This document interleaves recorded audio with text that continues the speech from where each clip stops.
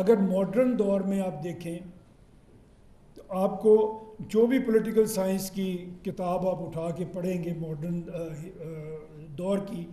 اس میں وہ آپ کو بتائیں گے کہ حکومت جو ہے اس کی اسٹیٹ کی جو کامن فنکشنز ہیں، اس میں 7 قسم کے فنکشنز ہیں جو ایک اسٹیٹ انجام دیتی ہے۔